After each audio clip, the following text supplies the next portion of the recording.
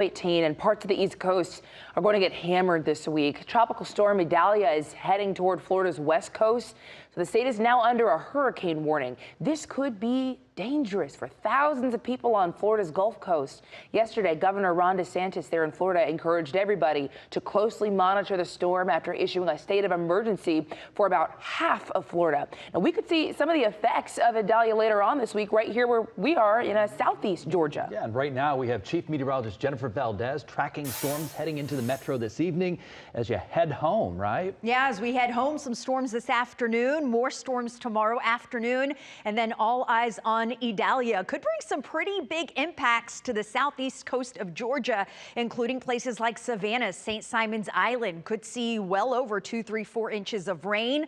On top of that, tropical storm force winds, even hurricane force winds for parts of the Georgia coast possible. Outside right now, we are sitting under cloudy conditions across North Georgia and metro Atlanta. Not seeing any rain right now, but we are seeing plenty of clouds. We will see higher rain chances this afternoon. Notice temperatures not nearly as hot as last week and this weekend. It is 86 degrees in Atlanta, so the clouds keeping us a little more comfortable. It's not as brutal outside. Temperatures right now in the city, 6 degrees cooler compared to this time yesterday. And we'll keep it that way with temperatures in the 80s through the rest of the afternoon. Can't rule out some showers and storms mainly this afternoon. So let's go hour by hour. Not a lot happening right now, but as we head to 4 o'clock, 5 o'clock, we'll start to see more coverage of rain. This is 6 o'clock. Notice the heaviest rain still expected to our west in Alabama, but starting to see some pockets of heavy downpours, frequent lightning, could see some gusty winds, and this will continue through the evening. So even dinner time,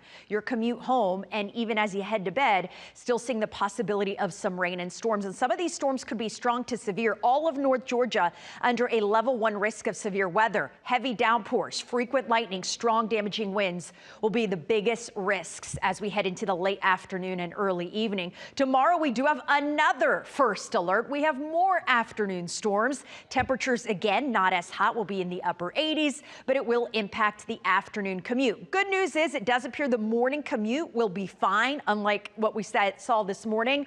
But as we head into the afternoon, we will see rain and storms. Heavy downpours will be possible. We'll be watching those areas that saw very heavy rain this morning, because any additional heavy rain could cause some problems with additional flooding. On Wednesday, that is when all eyes will be on Idalia and possible impacts here in Georgia. Right now, that storm still a tropical storm with 65-mile-an-hour winds moving to the north at 8 miles an hour. Expected to intensify very quickly as it moves over the Gulf of Mexico. Now expected to be a Category 3 hurricane as it makes landfall Wednesday morning over the Big Bend of Florida. It will weaken as it crosses over Florida, but still very strong as it moves over the Georgia coast, which is why either tropical storm force winds or hurricane force winds will be possible in places like Savannah and St. Simon's Island. This will be on Wednesday, so the biggest impacts for the Georgia coast will be Wednesday.